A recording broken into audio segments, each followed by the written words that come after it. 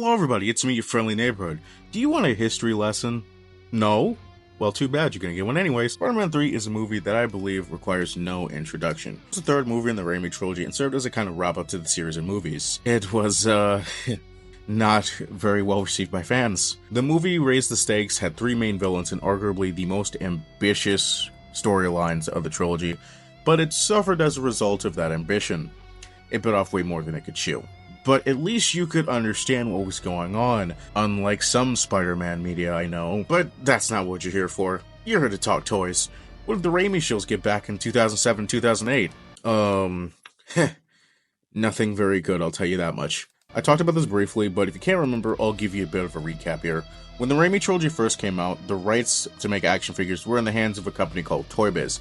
And let me tell you, they killed it in the action figure industry. For both Spider-Man 1 and 2, they made the most kick-ass action figures that are still praised to this day. As a matter of fact, they're the ones that made that 18-inch ultra-postable Spider-Man that I owned. But sadly, by the time Spider-Man 3 rolled around, Toy Biz just kinda fizzled out. Upon looking into what happened to them, it stated that the company had fallen into bankruptcy back in 1995, so they integrated into Marvel Entertainment.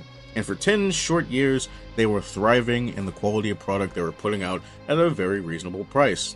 You see that big-ass motherfucker right here? He retailed for $25. If this were released today, it wouldn't even have half the articulation he has, and he would retail for at least $150. Did I fail to mention he'd probably have no accessories? Yeah, this guy came with accessories, but I just don't have them. But back in 2005, Toy Biz was replaced with Marvel Toys, and it is stated it was to reflect the MCU.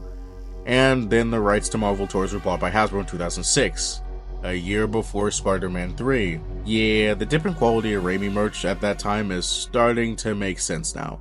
The first lineup of Spider-Man 3 toys were, for lack of a better term, really disappointing. They were scaled down and more or less cheap gimmick toys that you could find in McDonald's Happy Meal. And when they did finally release their 6-inch scale line, it was very obvious they were reusing Toy Biz access. Venom, Sandman, and New Goblin were all Hasbro original molds, and they sucked. Red Suit Spider-Man was quite literally the 2004 superposable Spider-Man with worse plastic, really jarring paint applications, and the worst offender of the set was Black Suit Spider-Man. This figure was seriously a disappointment. Lackluster articulation, basic sculpt, and his face looks like you can't break his mewing streak.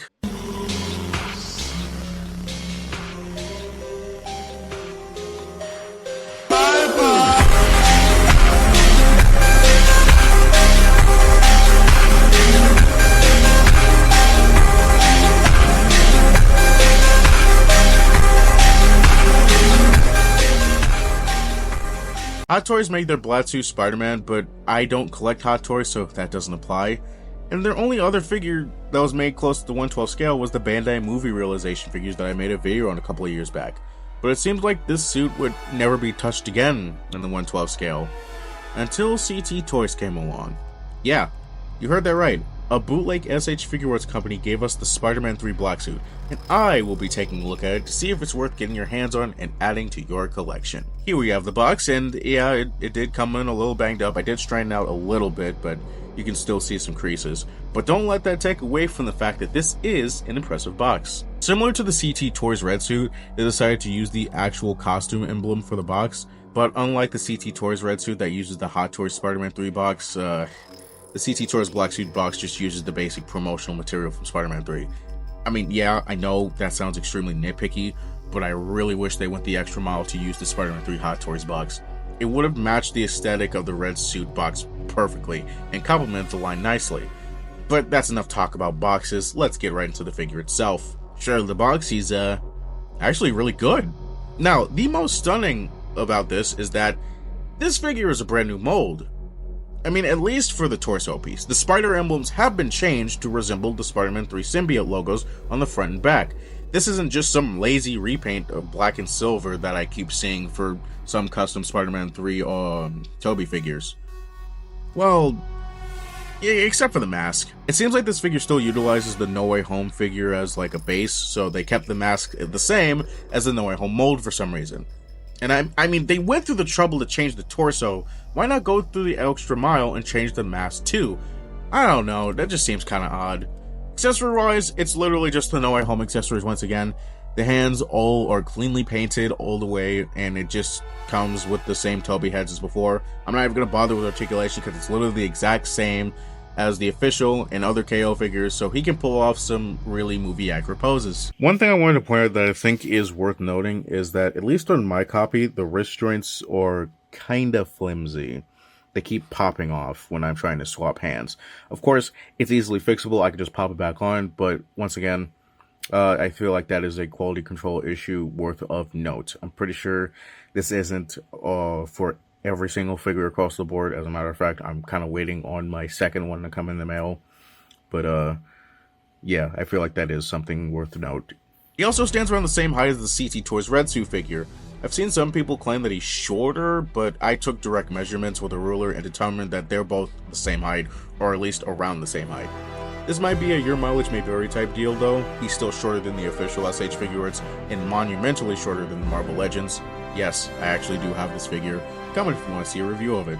You'll be surprised what I have to say about it. Here comes the moment you've all been waiting for. Is it worth your money? And my answer is, yeah, 100% worth it. Considering this figure is retailing about 25 bucks, it's pretty ludicrous if you don't get this figure. I know it's a bit disheartening that this figure is slightly scaled down and still has the wrong mask, but I fully believe this figure, for the most part, scratches that Spider-Man 3 black suit itch that I've been looking for. Of course, my speculation kind of circles back to the whole how the hell did they even pull this off, because, as I mentioned before in the video, that torso is technically an original mold. So how did they do that? Was SH Figuarts already putting their own Spider-Man 3 black suit and just haven't announced it to the public yet? Is that how they got their hands on this? Or did they get somebody to make their own black suit Spider-Man 3 mold and they used it for their figure? I really don't know. Tell me what you guys think in the comments below. And leave a like, subscribe if you're new, and don't forget, you're always welcome in this neighborhood. Anyways, I will see you guys in the next one. See ya! Because you're black!